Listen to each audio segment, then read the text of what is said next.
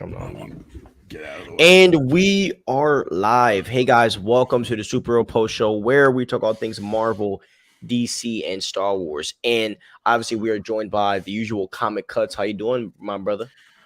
Hey, I am doing well, man. How's everything with you? Good, man. The channel's been popping off lately, so it's been a happy kind of 2 weeks, man. We need to Yeah, be getting we some appreciate your reviews. support. Yeah, man, we appreciate you guys because the channel's been popping off. Comic Cuts uploaded his first video, which did really good. So, and our channel's just been lately, it's been booming. So it's been lit. It's been lit. But today we are I was going to start the episode talking about Star Wars news, right? But then we got a Marvel's trailer, okay? And that threw me for a loop because I wasn't expecting it to be really like as great, and it was surprisingly really good. Like, I mean, I really enjoyed the teaser trailer. So let's get into that first, and then we'll get into the Star Wars stuff, which is obviously important because we have a lot to say about that. So did you? I know you watched the Marvel trailer. So what was your like initial thoughts? I think it looks like a really fun movie, and I think that it looks like MCU is balancing it looks like they are succeeding at the balancing act that they have been struggling with so hard lately, and that is to have a fun movie, a bright, uplifting, positive vibes, great heroic action, and also balance with some comedy. Obviously the comedy has been a big critique of a lot of fans lately, and I think it's important to say that it looks like they did a good job with it here. They did a good job with that in Miss Marvel. I know we both love Miss Marvel. Miss Marvel was a banger. Great It was a show. surprise. I was not expecting it to be that good. So I'm happy to see Miss Marvel in this. I'm happy to see Monica Rambeau. I like Captain Marvel. I like Brie Larson as her. I think this movie is going to be a W, and the trailer was most definitely a W for me. I agree. So I mean, if you guys haven't seen my Instagram post at the Superhero Post Show, I mean the trailer was a W. I enjoyed the trailer a lot. I was actually super happy about it just because like the vibe was there, and not to mention like these these three actresses feed off each other so well, and I do think that Miss Marvel, Kamala Khan's character is going to carry a lot of the movie just because I just think that her acting ability is far much greater than the other two actors. Um, as I said, I love the balance. It seems like we have enough seriousness, but we have Kamala Khan being like the obviously the kid of the group, and then we have Captain Marvel's character Brie Larson, which seems like she's going to be a bridge between both, which I think is going to be a great addition because Captain Marvel has come off as a super serious character in the past films that we've seen. She's really not had any comedy. Not or she hasn't had a lot of like like we're getting like the sweet version of her, I guess. So I feel like we're going to see a lot of that. You know, one of the things that's been lacking with women is that we don't see woman qualities in women lately, like in our content. A lot of times, a lot of times directors feel like they have to make the woman like a man for her to be respected. But in this film, it seems like they are honoring the good qualities of a Womanhood. woman. And so I think that's going to be like the heart of the film. And when it comes to woman content, I respect that a lot. When you're showing us like the sweet qualities and the nurturer qualities of a woman. And so, and that's something that was kind of lacking with like Lady Thor, like I think I would have liked Jane more if she was a little bit more like, if she showed better qualities of being a woman that she showed in the past films, because it kind of brought out the heart, in like in the film. And so I feel like that this film is going to have that heart equalized with, the like the grit and the violence and all that stuff. So I think it was a W. By the way, on the note of Lady Thor, I just realized something, and I don't mean to go into a whole tangent here, Go ahead. but Lady Thor, and I don't know if you're keeping up with this season of Superman and Lois Fire Show, but spoiler, I guess, if you haven't, or but I don't think you mind that I'm going to say it. They Go ahead. have Lois in that show just got diagnosed with cancer. So Really? I just think, you know, it's kind of interesting that, in this whole era of, propping up women more in movies and film and TV, and, you know, the two major superhero entries, obviously being Thor Love and Thunder and Superman and Lois, both have their strong women kind of overcoming cancer. And I think it's Very interesting. interesting And storyline. Very yeah, and interesting. there's a lot to say for that, because it for cancer, it's something that hits close to home for me. And Yeah, same. yeah, it's a lot to overcome. And I've seen a woman really close to me, my mom, fight that, so that was really cool. Yeah, awesome, bro. Yeah, so yeah, man. I mean, like the movie just seems so fun. It seems like we're gonna get a lot of planets. I like the whole thing that when they use their powers, they're switching throughout, like they're switching body, not switching body, but they're switching places. We finally get an answer to who has the second bangle, which is also a W. And I can't wait to see how. And I do think that when Kamala Khan gets the second bangle, she's gonna be OP. Yeah, Like yeah. you can tell that they're building her to be one of the most powerful beings in the MCU, which I'm totally not against. No, no, I'm not against. I think that she has like a really, it, she's just really smooth. As I could see her being really smooth in providing comic relief without making a scene just silly and dumb, And I think it's going to be really interesting to see her propped up next to characters like Captain Marvel and Monica Rambeau. And people might complain me saying this, and it might be a little selfish, but like I'd like to see her, maybe be the comic relief against Thor and make Thor a little more serious again. Maybe Yeah, I that's how mean, you bring Thor back from the I mean, yeah, buffoonery I that we saw in love Love and Thunder.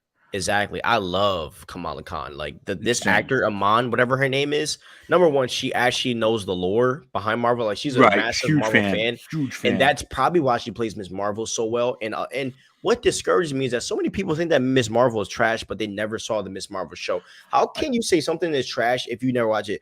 One thing about us, one thing about me and Comic Cuts, if we say that something's garbage, it's because we've watched it. We will never say something's trash that we've never watched. we So watched it ourselves, and I yes. want to clarify, because I've said on the show that I didn't finish She-Hulk. I tried She-Hulk. Sometimes when something is so trash, you don't want to see it through the end, and that doesn't necessarily mean you have to finish the whole thing in its entirety. But I did watch like 3 or 4 episodes of that thing, and I was like, yeah, I'm done.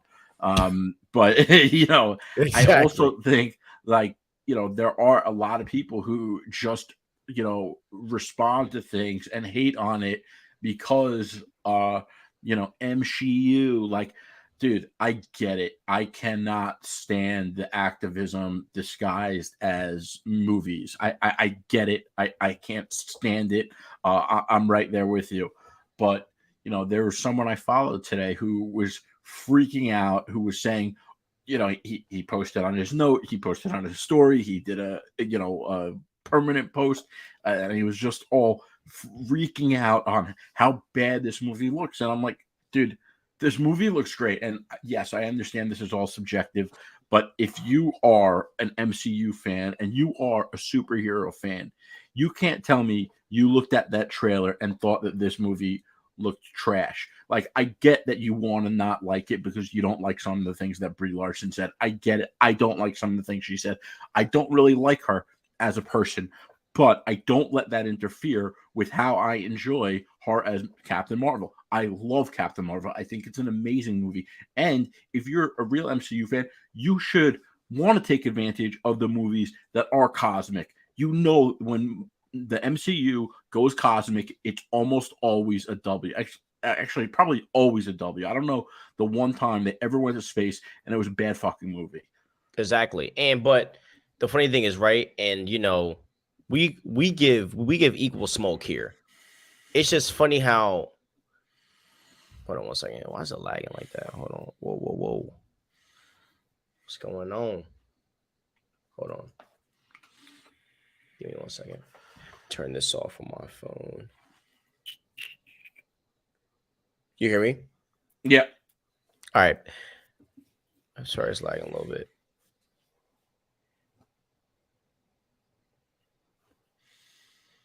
Why is it going like that? I'm gonna just turn off my screen for right now because I'm lagging so bad. All right. So Maybe try. That's what I was gonna say.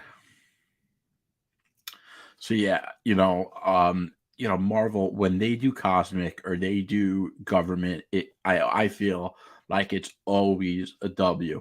And plus people aren't really familiar with Monica Rambeau Photon yet. So, she was in, WandaVision. There might be some flashbacks to her origin. That's definitely going to make it more interesting. I think there were scrolls in the trailer. I only watched it once, really quickly. I was terribly busy today, but I will say, it does seem like they are bringing scrolls back in, which is awesome. Connecting it to probably Secret Invasion.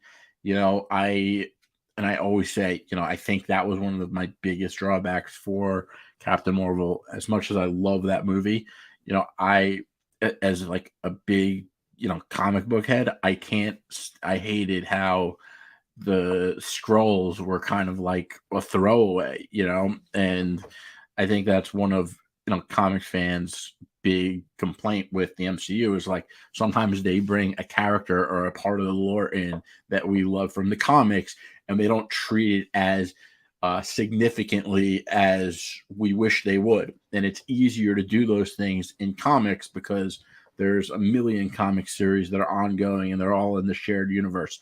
But obviously, you don't get to make as many movies and as many shows as they do. So, Stevie, I don't know if you heard what I was saying. yeah, I heard you. Okay. So yeah, if you want to jump in, Yeah, but man. yeah, I just I was about to say like you know a lot of people wanted everyone to keep that same energy with Gina Carano because she got fired for saying something political that people didn't like agree with. And the way that I feel is that like I I that was don't an L. That was an yeah, L for me, and and I'm for me Jewish. exactly, and for me like okay, people didn't agree with what Gina Carano said. Okay, all right. That doesn't mean that She I don't deserved think to be that should fired. affect her acting. The same way I wouldn't want Brie Larson to be fired for stating something Right, that she thinks is right. and That and doesn't both hurt the of film. She's not making executive decisions for the movie, and and the way people. That's no, like to each his own. Like if you want to make content about that, go ahead. But it's like at least hold equal energy. That's all I'm saying. Because like people exactly. just pick and choose when like they want to be outraged, and if me like the kind of people that I am, which I think you come from the same cloth that I come from, I can't. I have to equally give smoke. It's I don't also pick and choose.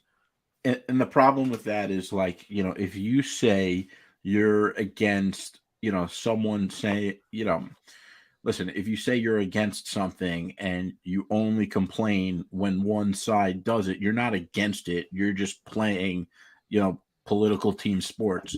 If you are really against something, you'll call it out whether it's on the right or the left, and you'll be consistent. I know people love to, call out, oh, what about ism? But like if you're, saying, oh, that's what aboutism, someone's calling you out for not being consistent. Exactly. And And if by it's the good way, content, it's good content. And it doesn't matter what side it is. If the content is good, then just accept it. Like the Marvels is fire. And there's nothing that yeah, anyone really and some people don't like the costumes. Fair critique, even though I think the costumes are fire. Definitely because Captain Marvel's paying homage to Marvel, which had me getting hyped because Marvel's one of my favorite Marvel characters. right. But like if you just saying you don't like it because of like it's woman, like bro, come on, dog. Like, Yeah, it's so whack. And I just want to say I was reading a comic the other day and I'm pulling it up now. yeah, go And ahead. someone was like, and I'll read the text bubble. While the rest of the country burns, you've come here to play dress up. This ain't Halloween. This is a crisis. People are starving. Our coastlines are shrinking. Blah blah blah. But no, you'd all rather throw away your money spent pretending you're a superhero. And it was at like some event that looked like the Met Gala. And listen, I like that was like stopped and made me think, because I don't like when people complain about how others spend their money. Someone earned their money, inherited it, whatever. It's their money. They could throw it out the window of an airplane if that's what they choose to do with it. But Yeah. at the same time, like, it did stop and make me think. And I think that's like, it's cool that we could have that in comics and in movies, that like sometimes the parallels do stop and make us think. And it kind of sucks that we've gotten to this place where like people just get so outraged at whatever the case they be, that like, maybe they're gonna have to stop doing shit like that. Like, I love Black Panther Wakanda Forever. And, a lot of people said, like, oh, well, Killmonger, wanted to kill everyone in America. Like, but Killmonger also resonated with people really, like almost more than any other Marvel character, in terms of real life. So, like, that does speak to something. And, you know, but it also does seem to, be uneven. And I get that complaint as well.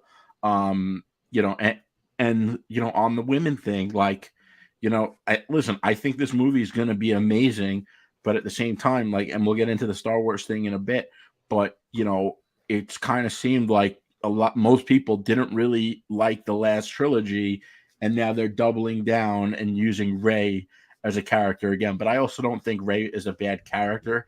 I just think that the story kind of, kept going downhill based on, writers' decisions and not really Daisy Ridley. Yeah, But because I love Ray. Like, yeah, I think Ray's a great character. I love Ray to death.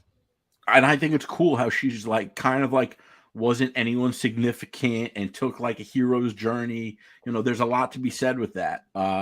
So I really, really was let down because I loved The Force Awakens. I was like, Star Wars is back. And then I saw the next movie and it got worse. And then I saw the next one and it got worse again. Um, and I'm going to save it for our Star Wars talk. I have a lot to say. Yeah. So, as regards to the Marvels, we both think that the trailer's a W. Nothing really to say there. I mean, if you hating, whatever, debate us. That's how I feel at this point. If you want the smoke, just ask for the StreamYard link. I'll put it in there, and you'll get cooked right now. Or come in the comments. Or come in the comments, man. I don't care. Like, if you want to hate, go ahead. Okay. So we're going to talk about Star Wars Celebration, because obviously there were a lot of announcements over the weekend regarding Star Wars projects. So let's go down the list. Okay. So first, there were 3 live action movies announced. So I'm going to read this little excerpt. Star Wars fans have been waiting since 2019 Star Wars: The Rise of Skywalker for the franchise to return to the big screen. And Star Wars Celebration has finally confirmed that return will happen with 3 films directed by James Mangold, Dave Filoni, and Sharmeen Obaid-Chinoy. James Mangold, the director of Logan and the upcoming Indiana Jones and the Dial of Destiny, will create a film that will go back to the dawn of the Jedi.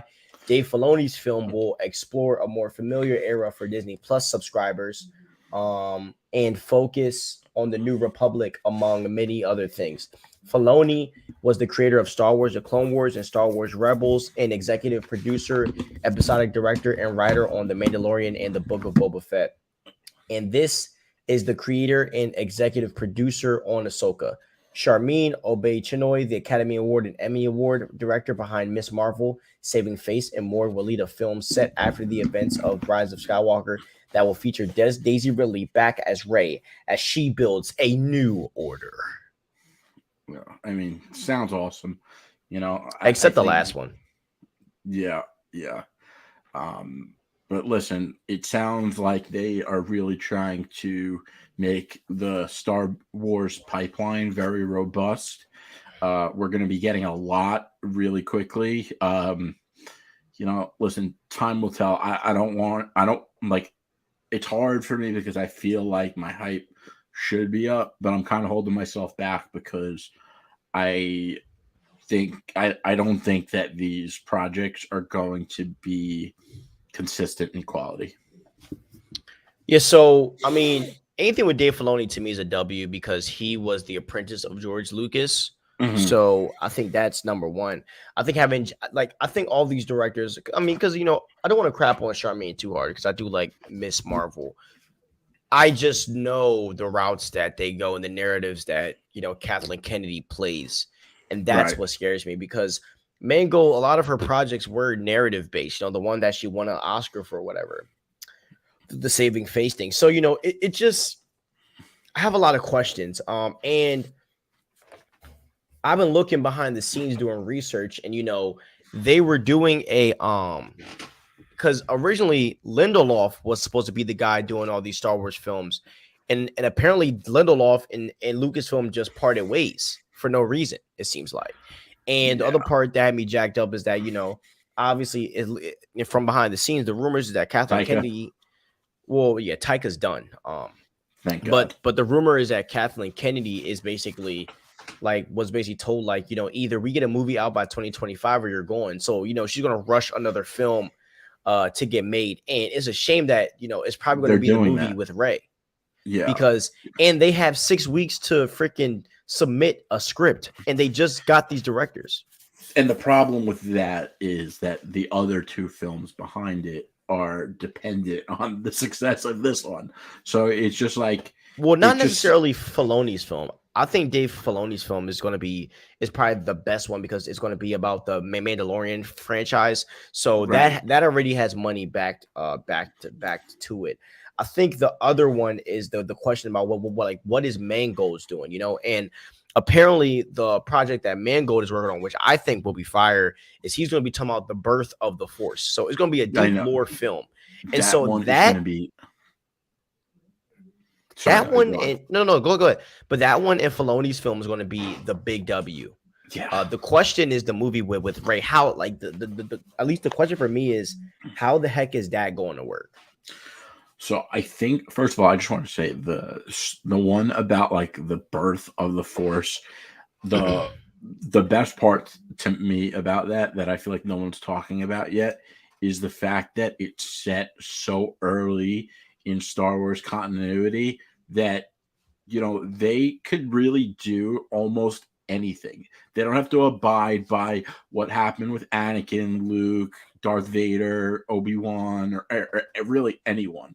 The only things they really have to abide by is how the Force works.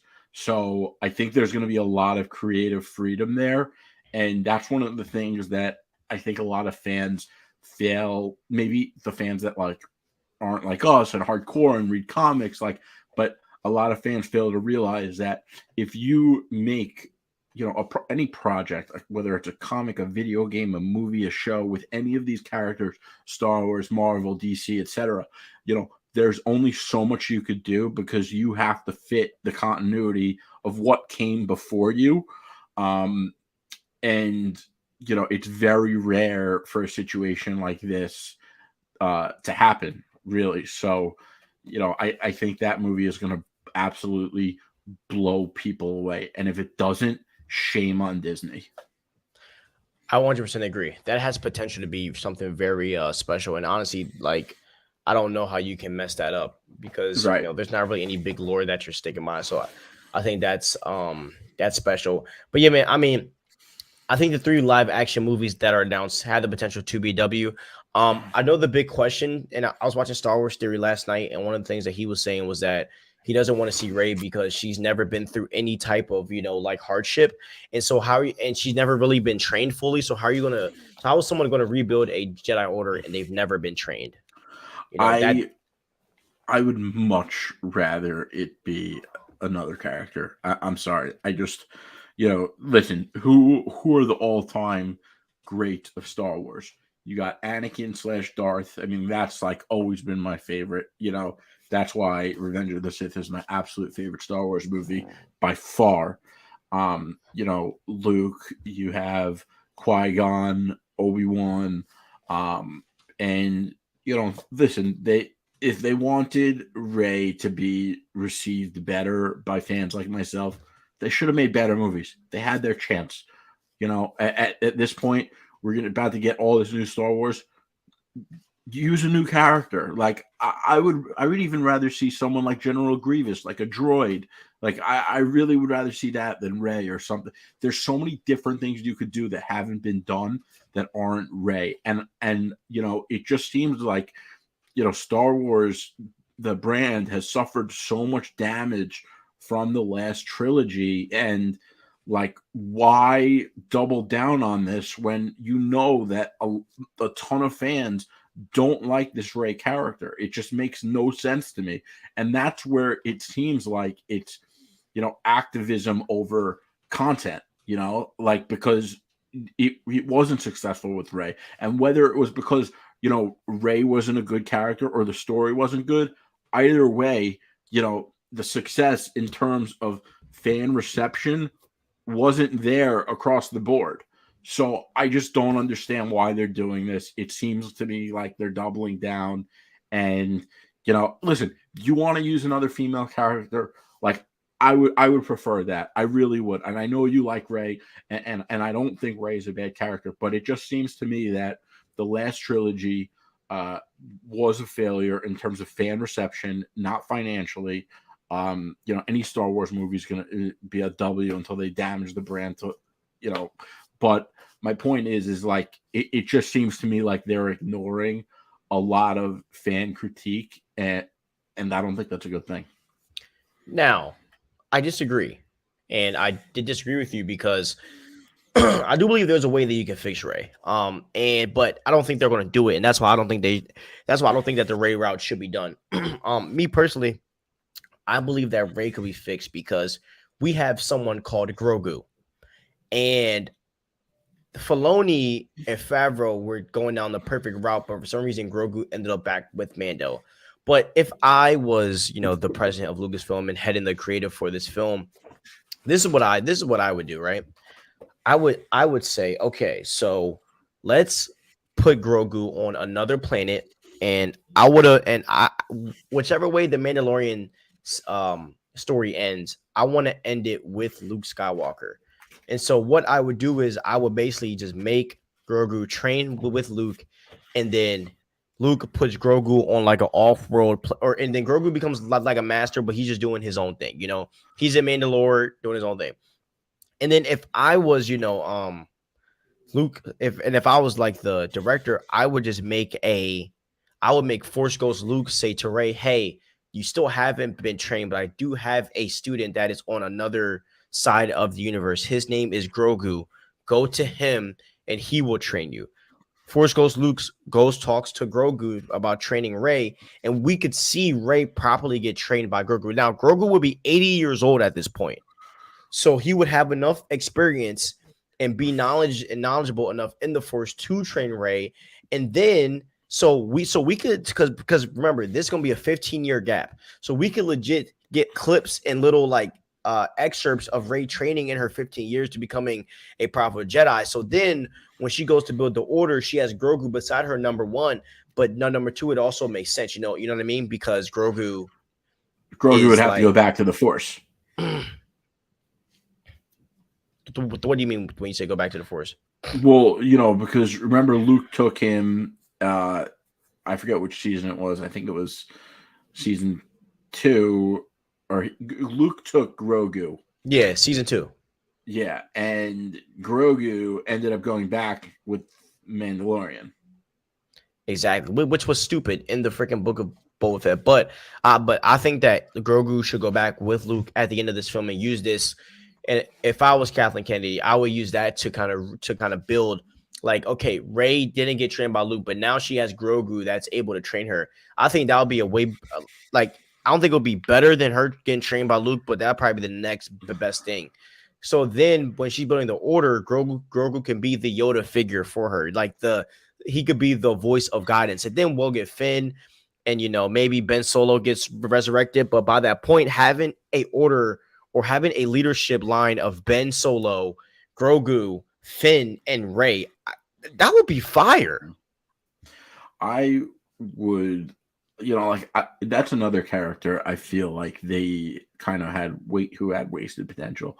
I think that Kylo Ren is also, by the way, also one of my favorites, and I think that they should be making more movies about Kylo Ren. And another thing I don't like about Star Wars, well, I should say another thing. I didn't say anything I don't like about Star Wars, but I will tell you, this is one of my biggest problems. I feel like Star Wars has always had better villains than they have heroes, and I don't know. And I kind of feel like I have an idea of why they don't do it, but I do wish they would make villain projects like a Darth Vader project. There is one being made that we are going to talk about a little bit lower Okay. in our subject, which is the Acolyte. Oh, right. So, which I think it might be the most fire Star Wars project that we might ever get, other than Ahsoka, because Ahsoka's going to be dope. And by the way, that villain in Ahsoka. Wait. Hold on, we're gonna save it, bro. We're gonna save it. We're gonna save it. But yeah, man, I really think that Grogu. I think that like if Kathleen Kennedy and the people at Lucasfilm plays their cards right, I think pairing Grogu with pairing Rey with someone like Grogu is like the perfect medium. But it has to be done right. You know what I mean? And if it's not done right, then it's not gonna work. Yeah. And they're probably not gonna do it right because it's Lucasfilm. Yeah. Oh God, you freaking idiot people. Yeah. Yo, but I will give them major props for booting Taika. That is like this guy has had so much more success than he deserves. He is one of the worst people Hollywood has ever employed, which is a very high bar. Fuck that man. Dude, I agree, man. Taika is actually really bad. I mean, Taika. You want to talk about like someone bro. Down on stupidity? Bro. You really don't like him anymore? No, I fucking can't stand him. He ruined Thor, bro. He ruined Thor. Yeah, man. Taika got cocky, man. He got cocky. I think that's the main issue. Is Taika got so cocky and then he just stopped caring. Yeah, he got so cocky. That's exactly what it is. Hold on. So someone wrote. What did they write? Hold on, I'll tell you what they wrote. I can't find the exact comment, but it was. Oh wait, hold on. I think I just did. Hold on. People should watch Jojo Rabbit. Taika is a great director. It's just one bad movie. Don't be so hard. I'll tell you what I wrote, but before I should have also said that's just one good movie. Don't judge him on that. But I said, No. I just say, yeah. I hear you. So I wrote, it's not just one bad movie that minimizes it and misses the point. It was him doubling down on his silly style. And in doing so, he made a beloved character who we all love a total buffoon. How will Thor ever go back to the way he was? It seems like he ruined Thor for good in the MCU, at least. And I got a couple likes on it. Nothing crazy, but I thought it was a good comment. And yeah, like that's why I don't like Taika. The guy got so cocky after Thor Ragnarok that he made the worst MCU movie ever in doubling down on his silliness. Like, listen, there's a time and place for movies like that. A Thor movie is not it. And the fact that he fails to realize that is like absurd. Absurd. I agree. I mean, and the issue is that Taika is just that guy's like even by the press that he was getting when he was like with Tessa and Rita Ora and them, he just is he gives me cokehead vibes. I ain't gonna lie, but that's a time for another day. But he gives me like drug addict, like legit, like he's going through something. Like that man got demons that he's dealing with inside. For sure does ASAP Rocky, and I like ASAP's music. Don't get me wrong, but like his shit with Rita Ora was crazy too. And maybe it's her. Maybe she's the one that turns people nuts, man. Yeah, I don't know. Yeah. Maybe she's a Jezebel or something. I haven't heard that name in a long time. Yeah, but yeah, well, that's his girl, dude. Oh, he's with her now, bro. He's been with Rita Ora since Thor Ragnarok. Damn, maybe even before Thor Ragnarok. Oh wow, exactly. Okay, so now let's go to the Ahsoka trailer because that was like the highlight for me for Star Wars celebration. I love Ahsoka. Obviously we have to talk about what you were about to talk about, Balin and Shin. Balin and Shin is basically they're not Sith, but they're kind of like dark Jedi. They are kind of trying like that's why their lightsabers shine a orangish type of color. Mhm. I'll let you go on because I know you loved Balin and Shin.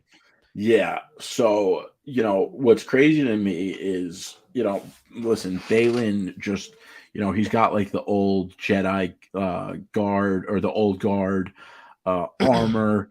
He just has this menacing look to him. And I just think he is going to blow people away. He's obviously the first one we've ever seen with an orange lightsaber. Or correct me if I'm wrong, comics and books heads. But I'm pretty sure he's the first we've ever seen with the orange lightsaber. I think this guy is going to be a home run of character. And the only criticism that I've seen people say is like, well, he's obviously not the big bad because he said there's something above him. So what? Thrawn. Kang, we know, and even if it is, we know Kang isn't the big bad of the MCU, and he is getting all the hype also. So who cares? He doesn't have to be the big bad. Like, Yeah. there was a time Anakin was, a fucking Padawan, and we all were hyped around him. Who cares? It's just such a ridiculous criticism. The character is great. If he's dope, he doesn't have to be the first in command. And also maybe he grows into bigger role in the future. So I listen, and I think this project is going to be really dope. I'm excited to see Rosario Dawson like kind of grow her career in this way. I think it's a very different role for her, and she obviously nailed it in Mandalorian, Boba Fett. I forget which one we saw her in. But She was in yeah, both. okay, she was in both. Yeah, and Yeah. she's been great so far. So like you want to make a woman centric character, you want to make her shine. That's how you do it. Yeah, man. I think that Balin and Shin are probably the greatest characters to come in a long time. Now obviously there's the rumor that Balin is basically Anakin if he was older. That will be a very interesting plot to go down if true. I'm not sure if Oh, that's the execute Order 66 rumor. yeah. So I'm not really sure. Well, but basically they were saying like he's Vader if Vader didn't get injured and grown old, basically. Okay. And is because of the fact that basically it's because of the fact that his lightsaber is orange and is similar to Vader's color lightsaber in Empire Strikes Back and Return of the Jedi. So a lot of people are talking about that. But for me personally, I think that Balin is probably just somebody that survived Order 66 and Thrawn probably has him in his back corner. They're definitely working for Thrawn, number one. There's no Right. doubt about that. But there's another rumor that I want to say. So a lot of people. Oh, it's not another rumor. Sorry, it's another critique based on the rumor that he is an Execute Order 66 survivor, and people are like, someone was saying on YouTube, I forget who, someone big, that it's redundant. Star Wars theory. Yeah, he Maybe, was talking about it last night. yeah. He was like, "How many people are going to survive Order 66?" Yeah, I necessarily don't think they're going to be Order 66 survivors. I think there's something special about the fact that those two are going to be there. I don't know what that is, honestly, Oh, but Cal Kestis is going to be there. no. I don't know. He might show up, but He's I an think Execute Order 66 survivor too. true. And that's why a lot of people think that the whole like bringing back a bunch of people from Order 66 that survives is going to be redundant. I don't know why, because there were thousands of Jedi. Like, well, what makes Right. you think that they would kill them all, right? Common sense, people. But Yeah. Yeah. yeah, it's nuts. But I think it would be doper if it was an Order version of Anakin. Number one, because we all know that Ahsoka and Anakin were super tight, and I think that having that emotion there, her seeing that she's fighting an older version of Anakin would be dope. And what if she sees Shin as herself, as like as an Ahsoka, but a dark Jedi version. Right. So I think there's a lot of emotion that you can put there. Also want to talk about the fact that obviously we got Sabine, we got Ezra. We saw the older version of Ezra Bridger. That's what I'm really excited for because I love Star Wars Rebels. So I am very excited to see Ezra Bridger come back and in the live action form and see what new powers he has. Because obviously, if you don't know comic cuts, there's been this big rumor that basically Ezra is going to be using kung fu with the Force, which will be super dope because he doesn't have his lightsaber, so he kind of had to come up with a newer form to fight, which is going to be exciting if true. But I also am excited just to see Ezra hold that green lightsaber once again. And there was another Ahsoka trailer that actually played the full trailer, and in the full trailer that was played in the at Star Wars Celebration, we saw Sabine fighting Shin, and she was holding Ezra's lightsaber. So there's just so much. I mean, the world between worlds, bro. It's just oh my. And like Yeah. this is going to be Star Wars lore heaven, the world between worlds. Then we're going to go to the unknown regions of the galaxy, the new beyond. I mean, it's so much that we're going to see. And then on to top it off, right? We have Mary Elizabeth Winstead coming back to play Hera, and we'll touch on that later. But then we also have Grand Admiral Thrawn, and we'll talk about that later on as well. But anyways, I just want to say this, man. Ahsoka is a W, and this is going to be the best show Star Wars has ever put out for right now. So far, I'll say that. I think that, and I know I am not joined by all Star Wars fans when I say this, but I think that Obi-Wan was by far the best Star Wars show. I absolutely loved it, and I think it is so underrated. Yeah, and I think Ahsoka is going to cook that thing like lunch, boy. I'm telling you. I hope so. Because when you look at the quality of that trailer, dude, I'm just sold. Like I'm keeping it a G, bro. I'm sold on it. So I am so excited to see how this kind of plays out. But I will say this to homie. I do think that this season is going to push some type of narrative for the furthering of this, story, because we're not going to see Filoni's film that's going to connect all of these shows in the next like 6 years or 3 to 6 years. So very excited to see how they're all going to connect in the future, though. Yeah, it does seem like Ahsoka's going to come out, and then it's going to be a long time before we see another Star Wars project. Probably going to need a season 2 of Ahsoka, honestly, brother. Yeah, way before we get the movies. Oh yeah. Okay, so I want to touch on this next about the fact that Grand Admiral Thrawn is being played by Lars Mikkelsen. Now, if you don't know who Lars Mikkelsen is, he voiced Thrawn in the Star Wars Rebels TV show. I don't think you've seen Star Wars Rebels, bro, right? No. Yeah, you haven't seen it, but that is all. We have Rebels we have a really long watch list for me and Comic Cuts. Like, right now we're going through the MCU, but we're literally going through every like fantasy like possible, And just let you guys know, when we do go to Harry Potter stuff, we will be putting that on the fantasy channel, not on here. Just letting you guys know. But anyways, and then the action movie channel, we're going to be doing all the John Wicks, all the James Bonds. That will also be going on the action movie channel. That's kind of our passion projects. This is our serious, like, we're making content every week. Anyways, so I think Grand Admiral Thrawn, I'm excited that it's being played by Lars Mikkelsen.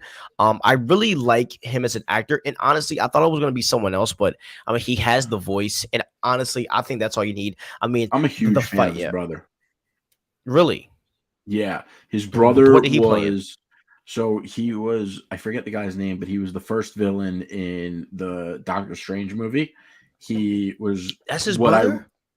What I really love him from, though, he was Le Chiffre in Casino Royale, the villain with the weeping eye, bleeding eye. Yeah. And he was, he got recast in Johnny Depp's spot in Fantastic Beasts. Yes. Yeah. Great actor. He is amazing. And wish he was an MCU like actual bad guy, not the friggin'. It pisses me off that they find these they find these amazing actors, they just write them off. It's so depressing. And it does seem like I think if Mads was an American, I think that his career would be like skyrocketed a lot more. I do think his time will come. I think it's like a matter of time before he gets. I mean, I feel like he's already known as like a legend. I just think he's like, I feel like he'd be turning down mad roles too. Like he's older, I feel like he doesn't care anymore. But I remember when I was like, I had him fan casted as Nightmare back in the day for Oh Doctor shit! Strange. Damn. Yeah. And I even thought that he was going to be Mephisto at first. I thought he would be a great as Yeah, he would. Mephisto. Ooh. He would. But He anyways, would. off topic, off topic. See, look, this is what we do. We always get off topic. I'm sorry, Yeah. guys. I know me and comic cuts. Conversation's flowing. Yeah. Okay, but yeah, I think that Lars Mikkelsen is a great casting, and yeah, I mean, nothing else to really say about that. Okay, next topic. Mary Elizabeth Winstead and I said here. Let me change that. Now, if you don't know, who cares? I'm gonna just leave it there. Mary Elizabeth Winstead is playing Hera. Hera is another prime character in Star Wars Rebels. Just to give you guys some quick education, right? So in Star Wars Rebels, there were a group of people. One of them was Kanan Jarrus and Hera. Kanan Jarrus and Hera are together. Or they were together. Kanan died in Star Wars Rebels, saving everyone. But Hera has a kid. So I hope in the thing that the thing that's kind of building is that Hera's child is most likely is force sensitive, which gives me the feeling that we're probably going to see Luke Skywalker pop up in this Ahsoka show to take Hera's son to start this new Jedi Order. So very exciting stuff. And if you don't know who Mary Elizabeth Stead is, if you remember the worst DCU film of all time, Birds of Prey, there was a girl that played Huntress. That was her, the girl that played Huntress. So she's a great actress. So I'm happy and I think she's perfect as Hera. Actually, I did have some actors ahead of her, but I mean, I don't really see an issue with her playing the Hera character. So very excited to see that. So now next, real quick, is Andor season 2. So I hated Andor, to be honest with you. I'm not the biggest fan of Andor. I think the show's garbage. I actually. So I started watching it when it came out, and it was kind of slow, and I was like, eh. And I forget what I was watching at the time I was really into, and I started watching it recently, and I ended up watching something else, but I actually was like, this shit's kind of dope, and so I actually am enjoying it, but I really have to go back to it. Yeah. Dude, I hated Andor with like a passion, like, and the reason why I hate Andor, bro, is because I watch Star Wars for the lore. I watch Star Wars for the fantasy piece of it, and bro, it just feels like Andor just goes against all that. And for me, Star Wars, like this, like it isn't like Star Wars comes out like all day, every day, like every year. So I don't really think there's space for Star Wars to hit like anything close to reality, if that makes sense. Well, so here's the thing. Number one, I like the espionage aspect to it. I love espionage. I'm a huge Bond fan. And like, if it weren't for James Bond, I wouldn't be a diehard for anything else. That's what like got me to be like that passionate fan that I am. Number one. Number two, what I really like about Andor and what I really loved about that episode of the guys, the recent Mandalorian episode that everyone hated, the one where we saw the guy and the girl that were worked for the Empire, and they're I love that episode when they were on Coruscant. Yeah, that shit was sick. It was awesome. Before I say what I really loved about that, what I also really loved was the visuals. I love that Night City look in Star Wars. I think it looks much better than all the fucking sand planets. And the more I see Tatooine, the less interested I am. I don't care. Yeah, I am done with Tatooine right now. I don't want to see Tatooine for a long time. There's so many places that are so much more visually appealing. Like, why? Tatooine does not look good. By the way, hold on. Sorry, real quick. I forgot to say this. If Rey calls herself a Skywalker, I might walk out of the theater. That shit would be as cringe as when. That's what I forgot to tell you. Comic cuts. I don't mind that you're 007. Does it bother you that I'm 007? Or you want to be 007 again? Like, that's all she said the whole fucking movie, man. I forgot to tell you the theory that they have about Rey. Sorry, guys. We got to go back up again. Oh, my gosh. While you're doing that, I'm just going to say real quick. The thing I loved about that episode was I want to see more of what goes on with the people in the Star Wars universe that aren't Jedis, that aren't Sith, that are living under all this fucking crazy shit going on. And what are their lives like? And one episode, a one-off episode, that's the perfect way to do it. We don't want to see a movie about people that don't have fucking, or a show. force powers, or a show about them, but an episode here or there to see what life is like for people like that. Cool. I agree. Perfect way to do it. Okay, so the theory, I forgot to tell you about this. I should have talked about this when we first logged on. So, bro, the theory is that Rey has lost the majority of her power because do you remember in Star Wars when basically there's a whole thing saying that like her and Kylo are a dyad in the Force, which means that they're like connected and that they share each other's power. So the theory is that when Kylo dies, she loses a major part of her being powerful in the Force, and so the plot might be her resurrecting Ben so she can be whole again with the Force dyad. I think if they're doing that, they know that Rey isn't a great character. Yeah, but I'll be real, dude. I'll be real. With the rumors that Adam Driver might have got scooped up as Doctor Doom, he might not be able to do any of those projects. Just saying. They shouldn't have fucking slept. Kylo Ren is one of the sickest fucking characters to come out of Disney, and like he's the best character to come out of the sequels. Oh, by far, Heck yeah, yeah. Like, and that's what sold me on The Force Awakens. He was so badass, and like Kylo Ren, like to me, he's my Vader. Like, and I wish we got more Vader. I wish we got more Kylo because Kylo was Adam Driver, man. He killed that role, man. But yes, so Andor season 2, we don't care. I mean, I'm not gonna watch it, so keep it a buck. Okay, now Acolyte. I'm gonna read this excerpt for the Acolyte. It says, "Star Wars: The Acolyte, upcoming Disney Plus series set during the end of the High Republic era, will make its way to Disney Plus in 2024. While we weren't giving an exact date, the cast and crew behind the series stopped by Star Wars Celebration to share a few details as to what fans can expect." What fans can expect. Star Wars Acolyte series creator Leslie Headland shared that she had always wanted to delve into the Star Wars universe and tell the story of this entire world that I love so much from the perspective of the bad guys. What I pitched to Kathleen Kennedy was Frozen meets Kill Bill. Shockingly, she didn't kick me out of the building. Headland said it's High Republic near the beginning of the prequels. In an exciting part of the timeline. This is when the bad guys are outnumbered. They are underdogs. I'm really excited for you guys to see things you haven't seen in live action yet. So the Acolyte excites me.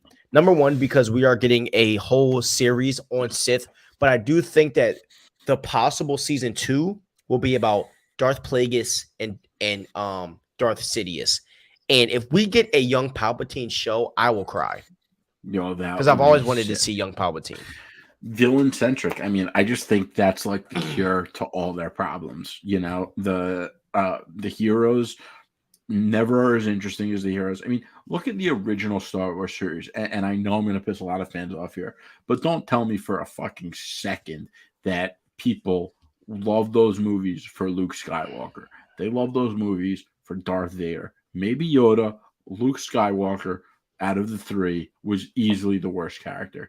It's not to say Luke's not a great character. Whoa. Slow down, buddy. What are you talking about? Hold on. Yo, what the hell? Dude, what are you saying right now? Yo, I'm serious. Hell nah, dog. Hell to the no, dude. No. Oh, man. You ain't going to do Luke like that, bro. The guy that I choose on Star Wars Battlefront that I ability spam. You ain't gonna do that. No. Luke Skywalker is easily the best character in the freaking in the original trilogy. Get out of here. I bet you if they made episode 6 from Darth Vader's side, I guarantee you those movies would be better and would be better received. Actually, no, they probably wouldn't be better received because people always go crazier for OGs. But people love Vader. But let's put some polls on our Instagrams after this and see what do people like more, Luke or Vader, and that will decide. And we'll talk about it next week after the polls are up. But yeah, that was a wild take, Comic Cuts. I ain't gonna lie. Wow, that was a bad take. In my opinion. Oh, and who's more interesting, Kylo Ren or Rey? I would say Kylo Ren because he's cooler, but I personally like Rey more, if that makes sense. Because Kylo Ren to me seems like so one dimensional to an extent. That's He just fair. he's just another Anakin, you know, and but worse, you know. Whereas in Rey, there were just so many mysteries about her that you could have used that to build like such a mystique about her, Yeah, but they didn't do that. but they didn't. They didn't. And I also talked about this in my theory video that I posted today. I said that having Grogu with Rey would be such a great thing to do because you know when you have when you have powerful actors but beside her like Adam Driver and John Boyega, it's hard to kind of take charge when you're with such commanding actors like that. And it felt like when the story went to her, it felt forced because Adam Driver and Finn can they just know how to capture a screen so well. But Luke Versus had that too.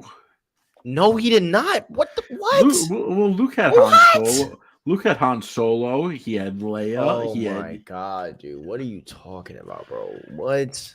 yo. Bro, Luke carried himself. I mean, I'm not saying Luke carried them, but Luke held his own out there. Don't do that, comic cut. But he did have all those supporting characters. Yes, but the difference is that Daisy Ridley is not a commanding actor. Mark Hamill is a commanding actor. Yeah. Okay, that's fair. That's fair. And so because she's not a commanding actress, let me put some respect on her name. I'm gonna say actress because I got critiqued about that on freaking TikTok. Because she's not a commanding actress. When it's time for her to take like certain scenes in the movie, it feels like unnatural. You know what I mean? Because she's not that kind of character. But I think with someone that Grogu, where he's like Grogu might talk a lot, but the kind of character that he is, I think it could give her more leg room to, you know, kind of step it up. But anyways, off topic. I think Acolyte's going to be fire. One more thing. Go ahead. Did you hear about the recent retcon Mark Hamill had about Luke Skywalker? What?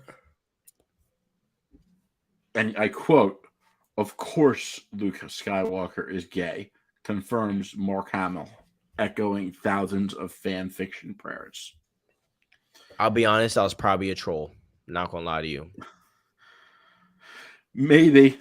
You know, I mean, if you know Mark Hamill, if you watch him do interviews, he trolls 100% of the time. I think people take that stuff like that too serious. I don't think Bull is really serious about that.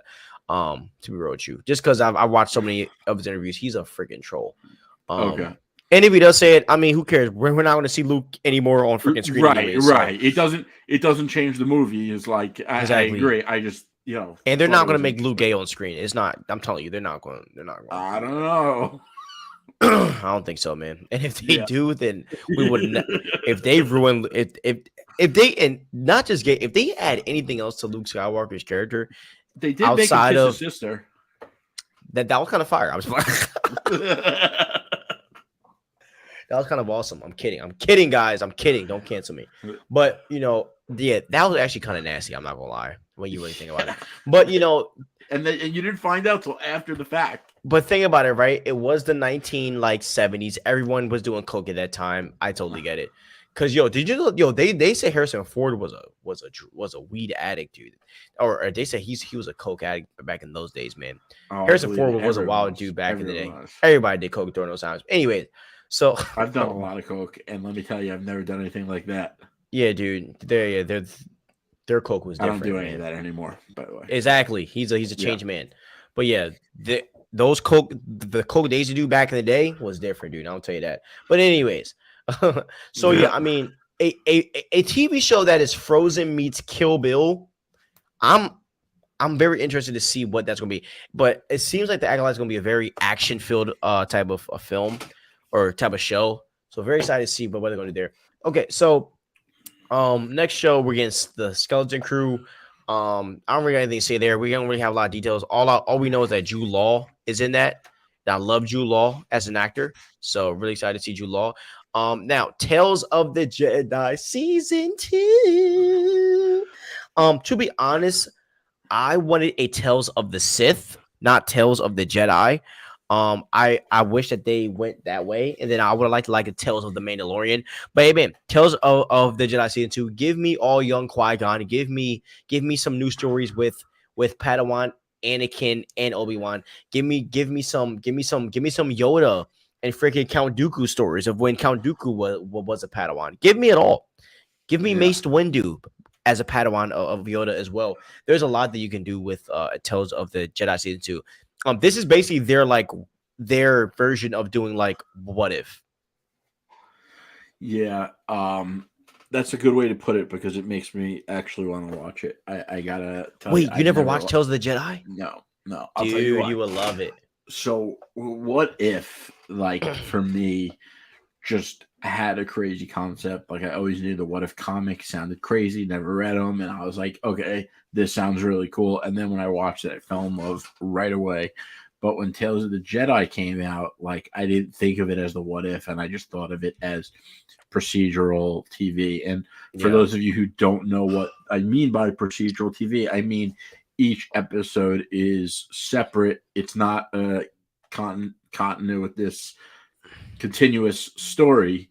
And like, I just feel like watching stuff like that is a waste of time. I don't even want to watch a show where like each season is a different premise. Like, it just it like in a world of like MCU, why would anything ever be not continuous? And I know James Bond wasn't always like that, but like when I was growing up and I was watching a James Bond movie, like that was sick. And then there would be a next one. The TV show is a little different. So anyway, I always did kind of think about it because I've always heard it's amazing. Yeah, I would disagree only because Tales of the Jedi fills in the gaps in the stories that we haven't seen. So, like, like, Okay. it's because, like, prime example, right? Like, they always said that when Qui-Gon died, because Qui-Gon dying was basically what made Count Dooku turn, right? Like, that was like the icing on the cake for him. So, seeing how Count Dooku basically builds more hate for the Jedi Order, like, seeing that in the Tales of the Jedi kind of makes everything make sense, I guess you can say. Yeah. Even seeing like Ahsoka's origin, like how she can talk to animals, like stuff like that. I love, and seeing young Qui-Gon and all By those the other way, stories. Awesome. fun fact about the actor who played Count Dooku, his name is Christopher Lee, and he played the villain, the man with the golden gun. He was the man with the golden gun. The character's name is Scaramanga. And another fun fact about him is the actor Christopher Lee, who played Count Dooku and the man with the golden gun. In the man with the golden gun, Christopher Lee, that actor, his cousin was Ian Fleming, and Ian Fleming is the creator and author of the James Bond books. And Crazy. Bond. Yeah. Crazy. So we are all on board for Tales of the Jedi. Comic Cut, you need to watch that, or you can save it for when we do our Star Wars watch stuff. But anyways, okay. So now we're gonna go to Bad Batch. Now Bad Batch is having a final season. This season of Bad Batch was fire. The Palpatine content was legit top tier. The way that you're seeing Palpatine be a political figure, but also like seeing this how they move the story with like Echo and Crosshair and all of the other characters is actually really turning into really fire content. So I was really happy with this Bad Batch season. I didn't like the last season of Bad Batch, but this season I really loved and I really adored. So I'm really happy with that. Next is Star Wars Vision. Did you watch the first Star Wars Visions? No. Very fire concept. For sure, bro. But it was a very fire concept. I think Star Wars Visions. It's not going to change the tide, but Star Wars Visions is just a way to reach the anime side of people. And I'm not into that kind of anime. Like the closest thing to anime I'll go is Dragon Ball Z, and I can only watch so much of that. The closest to anime I've watched through a thorough was probably Avatar: The Last Air Bender, which to me is the greatest TV show of all time. I'm not gonna lie. But did you watch Avatar? Did you watch Avatar? No, I never did. I never watched Dragon Ball. The only anime I've ever watched was Pokemon. Our watch list might go till 2050. Like, I'm not gonna lie, but that's totally fine. That's totally fine. So for me, I love that like Avatar: The Last Airbender is my baby, but I've never really seen a lot of the other anime. But I did like Star Wars Vision, so that's really all the Star Wars news right there. So, guys, today we are not going to do. Today we are not going to do an episode where we talk about our movie watch, but we're going to record another one this week and repost it probably like later on this week, just because there's just so much. There's just so much news. There was so much Star Wars news to go over. Yeah. But I do want to talk about something else that came across my docket of news, and is that Grant Gustin is not coming back as the Flash, but isn't that because it's ending? Well, hold on. Let me read. Hold on.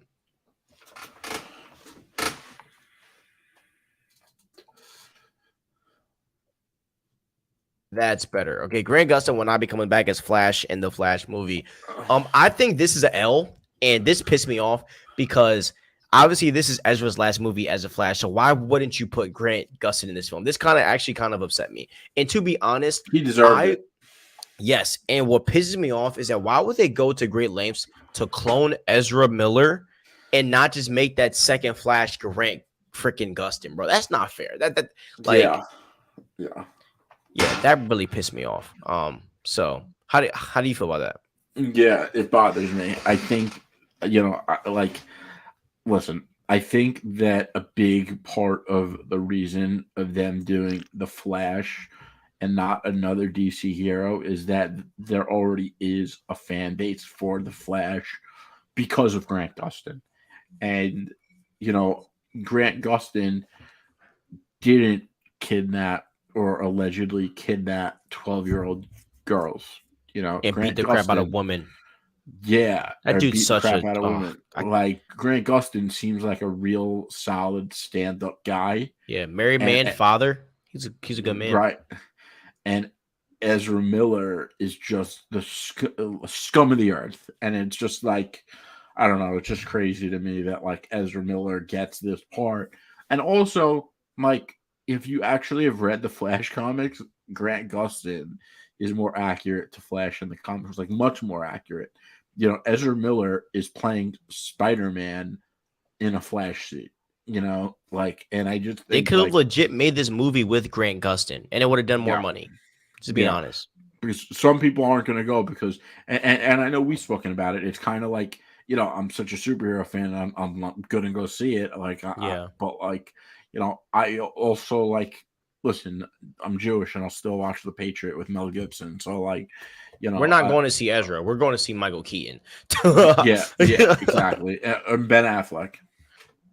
Yeah. I knew you were going to say.